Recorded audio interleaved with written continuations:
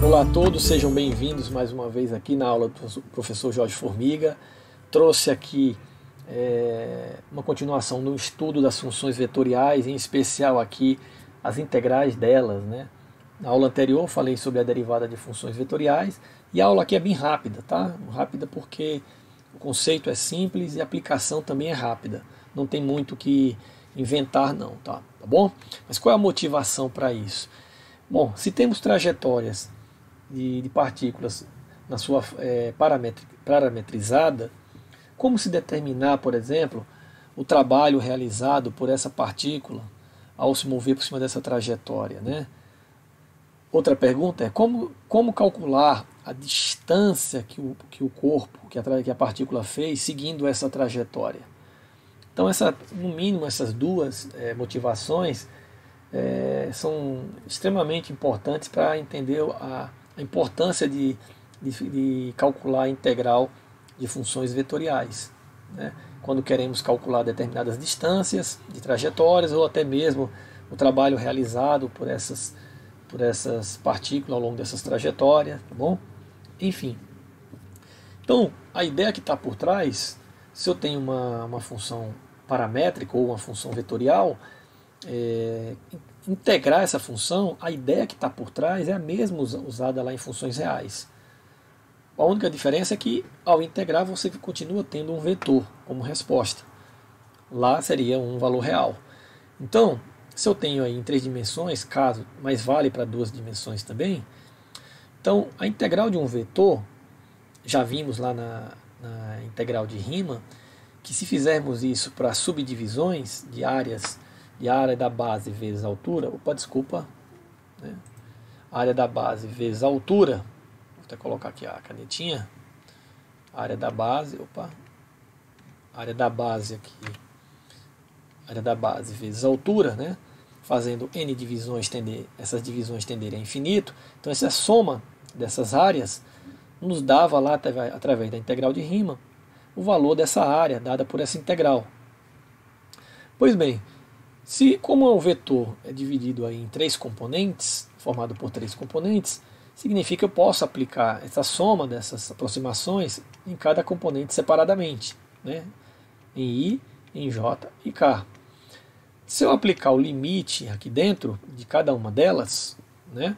Aplicando o limite em cada uma delas, observe que eu vou ter, por definição, a integral de cada uma delas, de A a B, a de G de A a B, e a de A, de H, de A a B.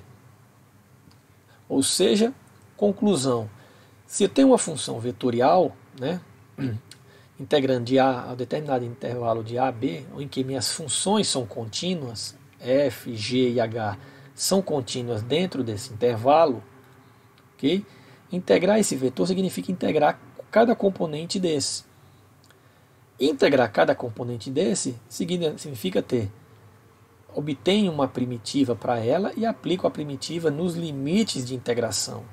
Ou seja, aplico a primitiva em B, subtraio de A. Isso aqui é o teorema fundamental do cálculo, a segunda parte do teorema fundamental do cálculo. Então, se eu tenho uma função vetorial em que suas componentes são contínuas dentro do intervalo AB, então vai existir uma primitiva, e essa primitiva, se eu aplicar na diferença dos limites de integração, me dá exatamente a área, né, a área percorrida por esse vetor. Por exemplo, se for daqui até aqui, por exemplo, então eu tenho aqui A até B, eu tenho exatamente essa área aqui.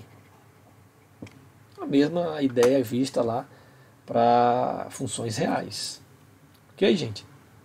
Claro que no caso aí, R é primitiva, ou seja, a derivada dela da própria R de T, né? Pois bem, então vamos pegar como exemplo aí essa função vetorial em 3 dimensões. Se eu quero calcular a integral dela, né, note que eu estou pegando integral indefinida, né, não tem um limite de integração, né, observe.